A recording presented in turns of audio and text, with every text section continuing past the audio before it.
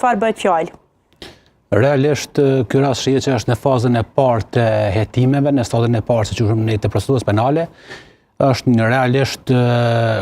çdo hetim është i mirëpritur dhe duhet të mirëpritet dhe të përkrahet nga të gjithë, sepse prokurori dhe mekanizmat tjerë që marrin pjesë në procedurë kanë qëllim, parimisht duhet të kenë qëllim zbardhjen e çdo vepre për cilën dyshohet të pretenduar, mirë po edhe sigurimin e provave me qëllim që të ardhmen pas një zhvillim të një procedure të njëjtat prova të procedurën e gjykatë nëse ka elemente të veprës penale. Mirë po,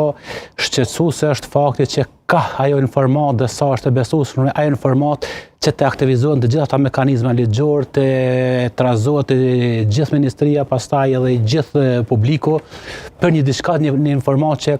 nuk është se dihet prejardhja e informate, sepse ajo burimi dihet mirë, po nuk dihet sa ka të vërtetë aty. Në bazë të asaj që ne kemi arritur nga burimet tona të jemi të informuar,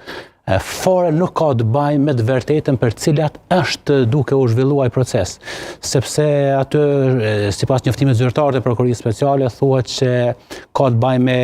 largimin e disa mobilje nga zyrat e AK-s, ndërsa fare nuk ka të bëjë me ato zyra as me AK-n, mirë po ka të bëjë me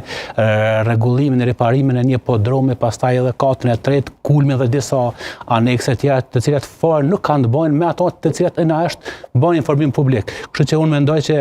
hetimet duhet të përkrahen, duhet të vlerësohen, duhet të ndihmohen nga të gjithë, mirë po hetimet që kanë qëllim zbulimin e kryqëzit të veprës penale, mbledhjen e provave dëshmuese dhe materiale, mirë po jo spektakle, siç ndodhi sot ishte një spektakël, u lajmëruan edhe mediat që të marrin pjesë aty, të shohin se çka po bën, ndërsa rastin konkret nëse eventualisht shihet që nuk ka pasur gjë të vërtetë, pastaj nuk bëhet asnjë reagim, më u kërkuat falje të paktën aty në zyrtarëve, aty në personat, aty në familjen e tyre për cilët janë trazuar gjatë ditës. Po për ju zoti Smarkiqi, si e po atë sot Bastisjen, për çfarë bëhet